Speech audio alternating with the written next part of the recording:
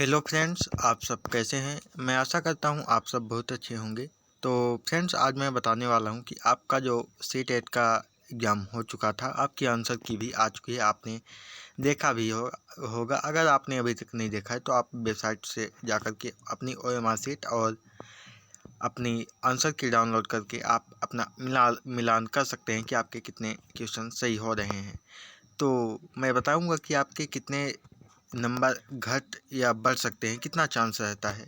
अगर मान लीजिए कि किसी का 75 बन रहा है, 80 बन रहा है, तो क्या उनके पास होने का चांस है या फिर नहीं। तो सारी जानकारी आज मैं इस वीडियो में आपको दूंगा।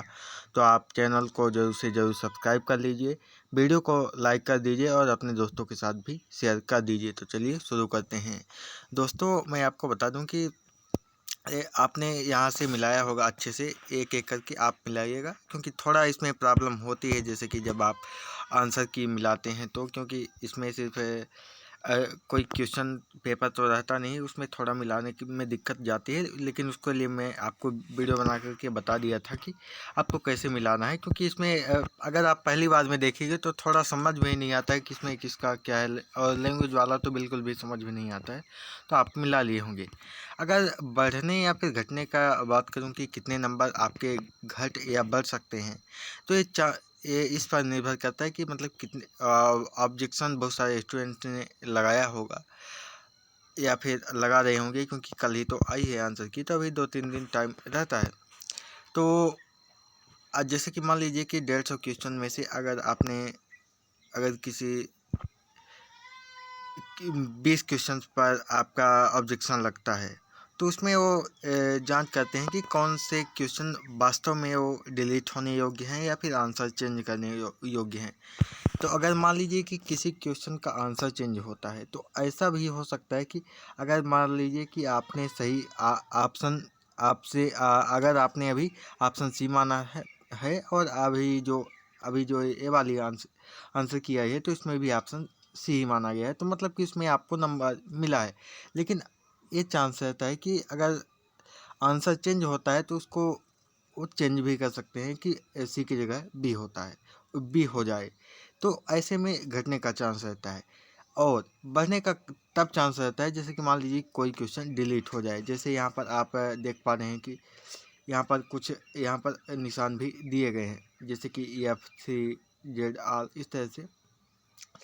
तो मान लीजिए कि ऐसे अगर आपका 1-2 क्वेश्चन कोई डिलीट होता है, तो आपका उसमें बढ़ने का चांस रहता है नंबर। लेकिन मैं आपको बताऊं कि बढ़ने का ज़्यादा चांस रहता है या फिर घटने का, तो जहाँ तक मैंने देखा है या फिर मेरे साथ हुआ है, तो बढ़ने का ही ज़्यादा चांस रहता है, घटने का बहुत कम चांस रहता है।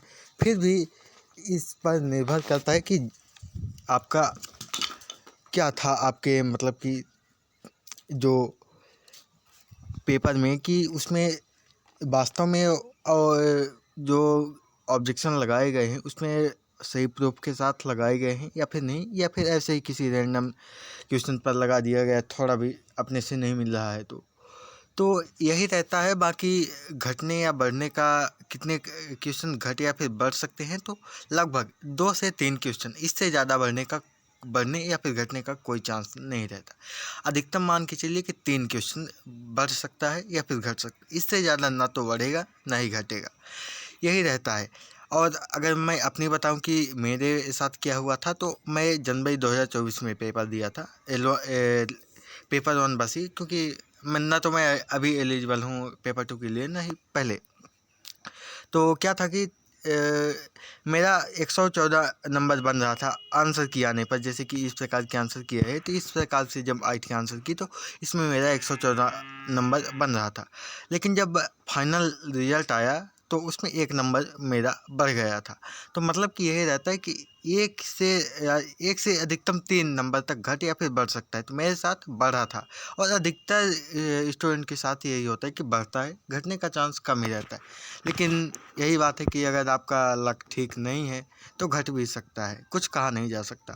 तो यही मान के चलिए कि अगर आप सोच रहे हैं कि आपका 75 नंबर है और आपका 82 हो जाएगा, आपका क्वालिफाई होगा, तो ऐसा नहीं है। मान लीजिए कि अगर आपका 88, 89 सॉरी 79, 80 या फिर 78 तक है, तो आप मान सकते हैं कि हाँ थोड़ा बहुत चांस है। लेकिन अगर आपका 80 के आसपास है, 79, 80, 81, तो आपका पूरा का पूरा चांस है कि आपका क्वालिफाई हो जाएगा, क्योंकि अधिकतर यही चांस रहता है कि बढ़ता ही है, घटने का चांस बहुत कम रहता है।